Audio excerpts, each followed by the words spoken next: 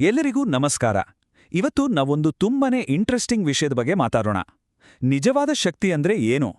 ಇದನ್ನ ಅರ್ಥ ಮಾಡ್ಕೊಳ್ಳಕ್ಕೆ ನಾವು 2 ಕಥೆಗಳನ್ನ ನೋಡೋಣ. ಬನ್ನಿ ಶುರು ಮಾಡೋಣವಾ? ಮೊದಲನೇ ಪ್ರಶ್ನೆನೇ ಇದು. ನಿಜವಾದ ಶಕ್ತಿ ಅಂದ್ರೆ ಏನು? ಅದು ನೋಡಕ್ ಹೇಗಿರುತ್ತೆ? ಬರೀ ದೈಹಿಕ ಬಲ ಇದ್ರೆ ಸಾಕಾಗುತ್ತಾ? ಅಥವಾ ಅದಕ್ಕಿಂತ ದೊಡ್ಡದಾದ ಬೇರೆಯೇ ಆದ ಅರ್ಥ ಇದೆಯಾ ಅದಕ್ಕೆ? ಈ ಪ್ರಶ್ನೆನೇ ನಮ್ಮ ಇವತ್ತಿನ ಇಡೀ ಚರ್ಚೆಗೆ ದಾರಿ. ಸರಿ, ನಮ್ಮ ಮೊದಲನೇ ಕಥೆ ಶುರುವಾಗುತ್ತೆ. ಇಲ್ಲಿ ನಮ್ಗೆ ಒಂದು ಪಾತ್ರ ಸಿಗುತ್ತೆ. ಆ ಪಾತ್ರಕ್ಕೆ ಶಕ್ತಿ ಅಂದ್ರೆ ಬೇರೆಯವರ ಮೇಲೆ ಅಧಿಕಾರ ಮಾಡೋದು, ಅವ್ರನ್ನ ಹೆದರಿಸೋದು ಅಂತ ಅಂದ್ಕೊಂಡಿದೆ. ಬರೀ ಬಡಾಯಿ ಕೊಚ್ಕೊಳ್ಳೋ ಶಕ್ತಿ ಇದ್ರಿಂದ ಏನಾಗುತ್ತೆ ಅಂತ ನೋಡೋಣ. ನೋಡಿ, ಈ ಸಿಂಹ ಏನ್ ಹೇಳುತ್ತೆ ಅಂತ. ನಾನೇ ಎಲ್ಲರಿಗಿಂತ ಸ್ಟ್ರಾಂಗ್, ಎಲ್ಲರೂ ನಂಗೆ ಹೆದರಬೇಕು ಅಂತ ಅಹಂಕಾರದಿಂದ ಹೇಳ್ಕೊಳ್ಳುತ್ತೆ. ಇದು ಅದರ ಜಗತ್ತು. ಆದ್ರೆ ಈ ಅಹಂಕಾರಕ್ಕೆ ಒಂದು ಪರೀಕ್ಷೆ ಕಾದಿತ್ತು. ಆಗ ಇದ್ದಕ್ಕಿದ್ದ ಹಾಗೆ ಒಂದು ಸಮಸ್ಯೆ ಎದುರಾಗುತ್ತೆ. ಒಂದು ಚಿಕ್ಕ ಮಂಗನ ಮರಿ ಒಂದು ದೊಡ್ಡ ಮರದ ಕೊಂಬೆ ಕೆಳಗೆ ಸಿಕ್ಕಿ ಹಾಕೊಂಡು ಒದ್ದಾಡ್ತಾ ಇರುತ್ತೆ. ಈಗ ಸಿಂಹದ ನಿಜವಾದ ಬಲಪರೀಕ್ಷೆಯಾಗುವ ಸಮಯ. ಸರಿ, ಸಿಂಹದ ಕಥೆ ಹೀಗಿದ್ರೆ ಇನ್ನೊಂದು ಕಡೆ ಶಕ್ತಿಯ ಇನ್ನೊಂದು ರೂಪವನ್ನ ನೋಡೋಣ. ಇಲ್ಲಿ ಬಲ ಅನ್ನೋ ಪದಕ್ಕೆ ಒಂದು ಹೊಸ ಅರ್ಥ ಸಿಗುತ್ತೆ. ಇಲ್ಲಿ ನೋಡಿ ಏನಾಯ್ತು ಅಂತ. ಸಿಂಹ ತನ್ನ ಪೂರ್ತಿ ಬಲ ಹಾಕಿ ಟ್ರೈ ಮಾಡಿದ್ರೂ ಆ ಕೊಂಬೆನ ಎತ್ತೋಕಾಗ್ಲಿಲ್ಲ, ಫೇಲಾಯ್ತು. ಆದ್ರೆ ಆನೆ ತನ್ನ ಬಲವಾದ ಸೊಂಡಿಲಿಂದ ಒಂದೇ ಸಲಕ್ಕೆ ಆರಾಮಾಗಿ ಎತ್ತಿಬಿಡ್ತು. ಅಂದ್ರೆ ಸಿಂಹದ ಅಹಂಕಾರದಿಂದ ಏನೂ ಪ್ರಯೋಜನ ಆಗ್ಲಿಲ್ಲ, ಆದ್ರೆ ಆನೆಯ ಶಕ್ತಿ ಅಲ್ಲಿ ಉಪಯೋಗಕ್ಕೆ ಬಂತು. ಹಾಗಾದ್ರೆ ಈ ಕಥೆಯಿಂದ ನಮ್ಗೇನ್ ಗೊತ್ತಾಗತ್ತೆ? ನಿಜವಾದ ಶಕ್ತಿ ಅನ್ನೋದು ಬಡಾಯಿ ಕೊಚ್ಕೊಳ್ಳೋದು ಅಲ್ಲ, ಬದಲಾಗಿ ನಮ್ಮತ್ರ ಇರೋ ಶಕ್ತಿನ ಬೇರೆಯವರಿಗೆ ಸಹಾಯ ಮಾಡೋಕೆ ಬಳಸೋದು. ಇದು ತುಂಬಾನೇ ಮುಖ್ಯವಾದ ಪಾಠ. ಸರಿ, ಈಗ ಇದೇ ಥರದ ಇನ್ನೊಂದು ಇಂಟ್ರೆಸ್ಟಿಂಗ್ ಕತೆ ನೋಡೋಣ. ಬನ್ನಿ ಈಗ 2ನೇ ಕಥೆಗೆ ಹೋಗೋಣ. ಈ ಕಥೆ ಒಂದು ಚಿಕ್ಕ ದಯ್ಯೆಯ ಕೆಲಸದಿಂದ ಎಷ್ಟು ದೊಡ್ಡ ಪರಿಣಾಮ ಆಗ್ಬೋದು ಅನ್ನೋದನ್ನ ತೋರಿಸುತ್ತೆ. ನಾವು ಅಂದುಕೊಳ್ಳದ ಜಾಗದಿಂದ ಹೀರೋಗಳು ಹುಟ್ತಾರೆ ಅನ್ನೋದಕ್ಕೆ ಇದು ಒಳ್ಳೆ ಉದಾಹರಣೆ. ಕಥೆ ಶುರುವಾಗೋದು ತುಂಬಾನೇ ಸರಳವಾಗಿ. ಅನ್ನ ಅನ್ನೋ ಒಬ್ಬ ಹುಡುಗಿ 4 ಚಿಕ್ಕ ಚಿಕ್ಕ ಆಮೆಗಳನ್ನ ಮತ್ತೆ ಒಂದು ಇಲಿನ ಪಂಜರದಿಂದ ಬಿಡಿಸಿಬಿಡ್ತಾಳೆ. ಆ ಕ್ಷಣಕ್ಕೆ ನೋಡಿದ್ರೆ ಇದೇನಪ್ಪ ಒಂದು ಸಣ್ಣ ವಿಷಯ ಅನ್ಸುತ್ತೆ, ಆದ್ರೆ ಒಂದು ದೊಡ್ಡ ಪಯಣದ ಮೊದಲ ಹೆಜ್ಜೆ ಅದೇ ಆಗಿತ್ತು. ನಂತರ ಏನಾಯ್ತು ಗೊತ್ತಾ? ಇಡೀ 20 ವರ್ಷಗಳ ಕಥೆ ಇದು. ಮೊದಲು ಅವರಿಗೆ ಸ್ವಾತಂತ್ರ್ಯ ಸಿಕ್ತು.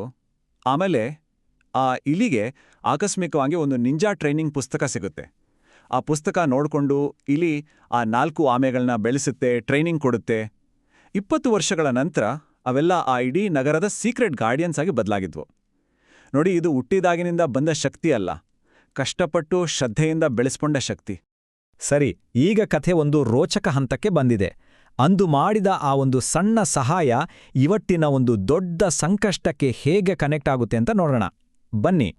ತುಂಬಾ ವರ್ಷಗಳ ನಂತರ ಅಂದು ಆಮೆಗಳನ್ನ ಕಾಪಾಡಿದ ಆ ಪುಟ್ಟ ಹುಡುಗಿ ಅನ್ನ ಈಗ ದೊಡ್ಡವಳಾಗಿ ಒಬ್ಬ ರಿಪೋರ್ಟರ್ ಆಗಿದ್ದಾಳೆ.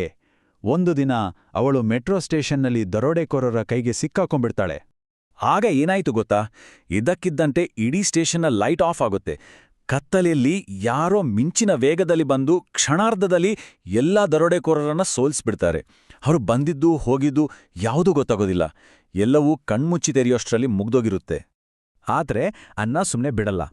ಯಾರು ತನ್ನನ್ನು ಕಾಪಾಡಿದ್ದು ಅಂತ ತಿಳ್ಕೊಳ್ಳೋಕೆ ಆ ಕತ್ತಲ ಆಕೃತಿಗಳನ್ನ ಫಾಲೋ ಮಾಡ್ಕೊಂಡು ಒಂದು ಬಿಲ್ಡಿಂಗ್ ಮೇಲೆ ಹೋಗ್ತಾಳೆ. ಅಲ್ಲಿ ಅವಳಿಗೆ ಶಾಕಿಂಗ್ ಸತ್ಯ ಗೊತ್ತಾಗುತ್ತೆ.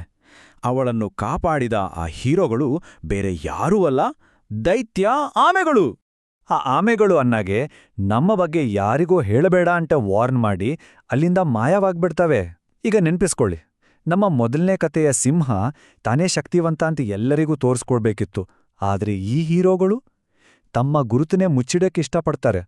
ಎಂಥ ವ್ಯತ್ಯಾಸ ಅಲ್ವಾ? ಇಲ್ನೋಡಿ ಕತೆ ಹೇಗೆ ಒಂದು ವೃತ್ತದ ಹಾಗೆ ಪೂರ್ಣಗೊಳ್ಳುತ್ತೆ ಅಂತ. ಮನೆಗೆ ಬಂದ ಮೇಲೆ ಅನ್ನ ಹಳೇ ವಸ್ತುಗಳನ್ನ ನೋಡ್ತಾ ಇರಬೇಕಾದ್ರೆ ಅವಳಿಗೊಂದು ಫೋಟೋ ಸಿಗುತ್ತೆ.